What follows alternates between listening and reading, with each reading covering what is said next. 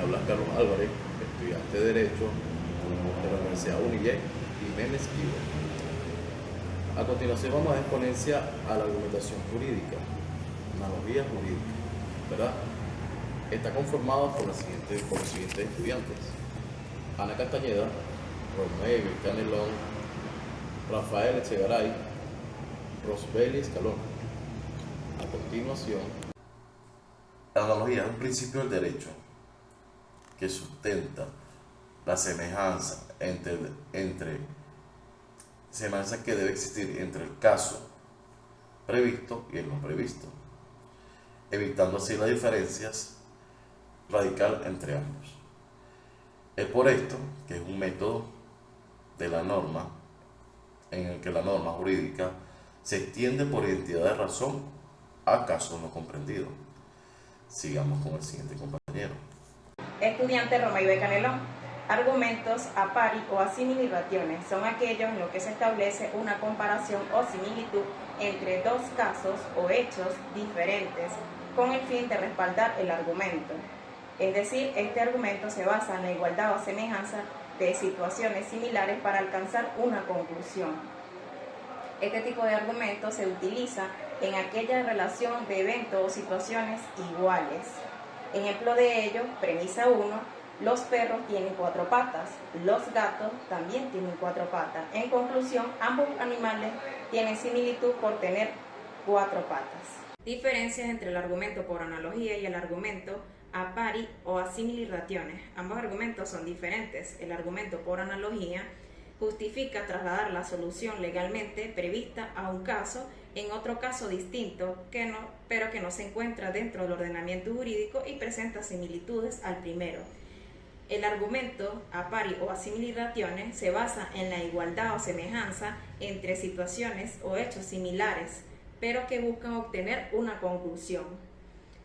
Este principio de argumento a pari o asimilizaciones, que significa la razón por analogía en situaciones similares o iguales.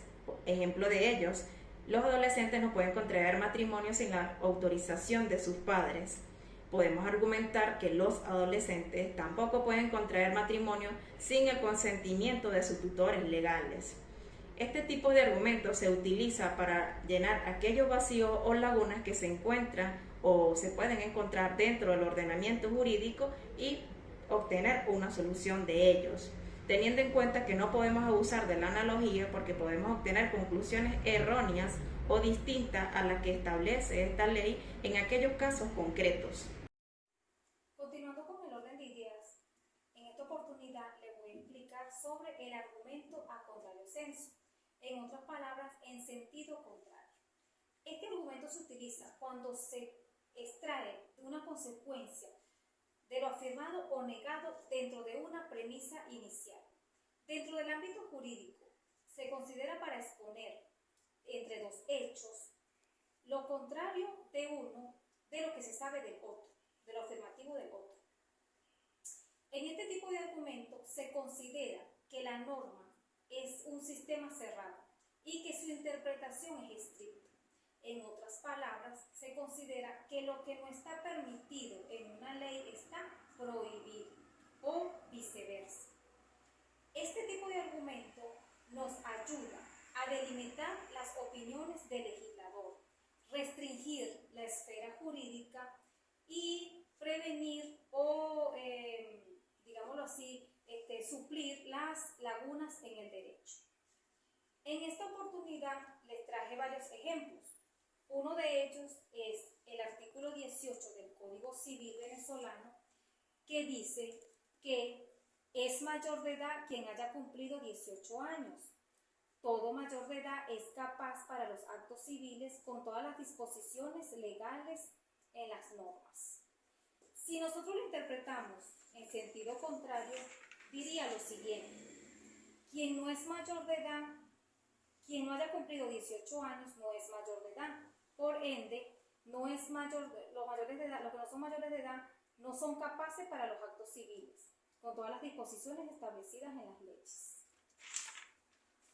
Otro ejemplo muy común sería dentro de un contrato laboral. Un contrato laboral que exprese que los empleados fijos gozarán de unas vacaciones fijas y remuneradas anuales. Si lo interpretamos al sentido contrario a este argumento, diríamos lo siguiente. Los empleados contratados a tiempo parcial no gozarán de ese beneficio, es decir, no tendrán vacaciones anuales remuneradas.